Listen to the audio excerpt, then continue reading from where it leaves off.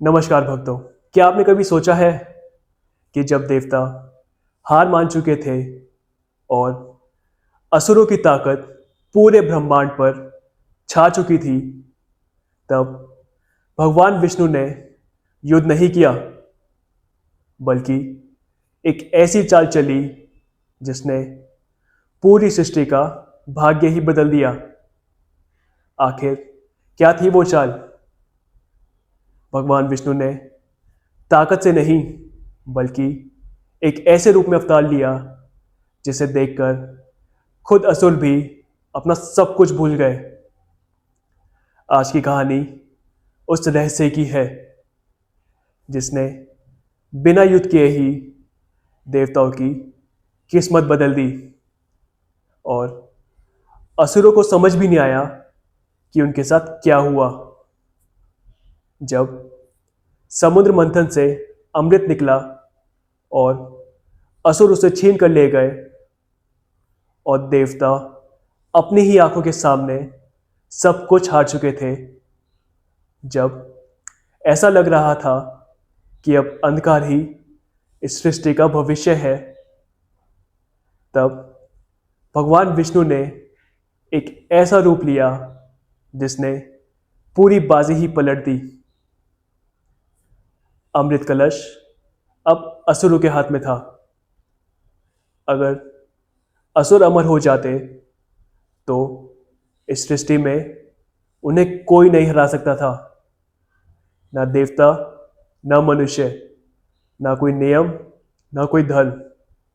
और फिर इस संसार में हमेशा के लिए बस अंधेरा छा जाता।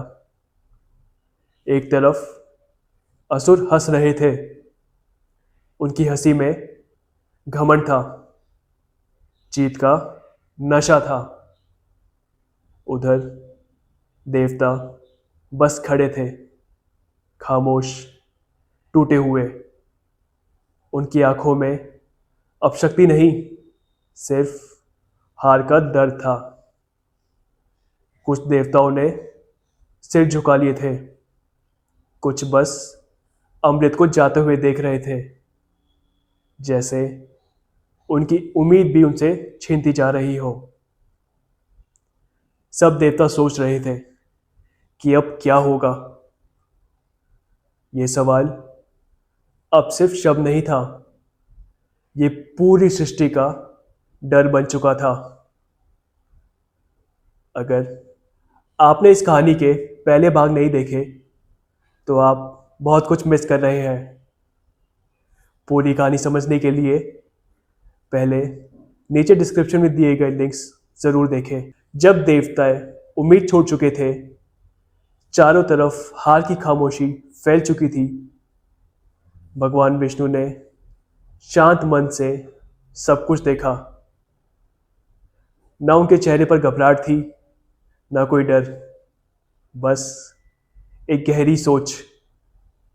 और फिर धीरे से उन्होंने कहा, अब युद्ध से नहीं, बुद्धि से काम लेना होगा।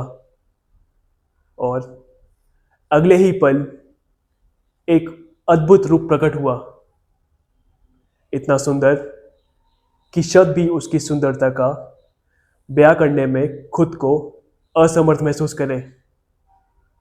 इतना आकर्षक कि नजरें हटाना जैसा नामुमकिन हो।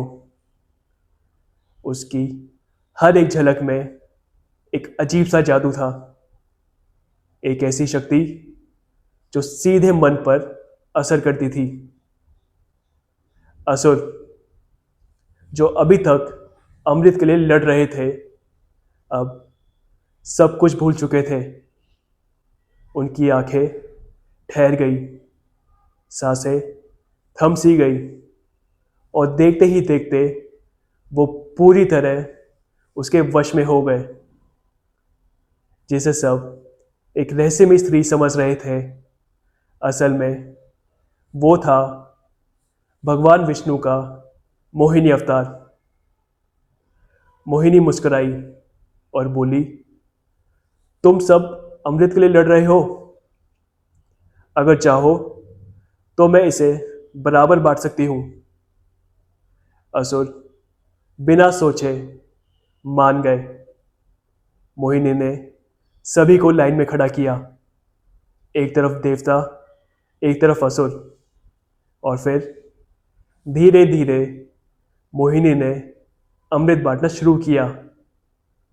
सबकी नज़र उसी पर थी, लेकिन उसकी हर हरकत में एक गुप्त चाल छिपी थी। अमृत सबके लिए नहीं था, वो धीरे धीरे सिर्फ देवताओं तक पहुंच रहा था। हर घुट के साथ उनकी शक्ति लौट रही थी। असुर बस इंतजार कर रहे थे। उन्हें कुछ समझ भी नहीं आ रहा था, क्योंकि उनकी नज़र, उनका ध्यान, उनकी पूरी चेतना सिर्फ मोहिनी में कैद हो चुकी थी। लेकिन उसमें एक असुर इतना मूर्ख नहीं था। कौन था वो असुर? वो था राहु। उसने चाल समझ ली और चुपके से देवताओं की लाइन में जाकर बैठ गया।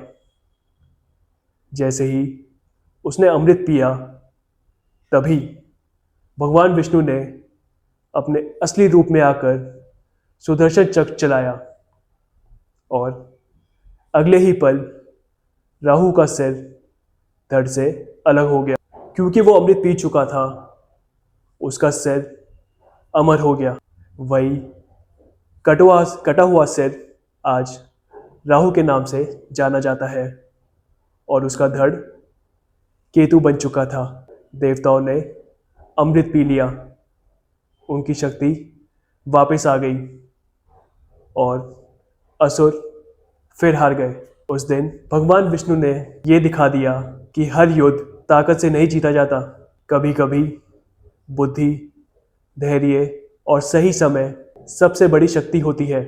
अगर आपको ये कहानी पसंद आई हो तो वीडियो को लाइक करें, शेयर करें और चैनल को सब्सक्राइब ज़रूर करें।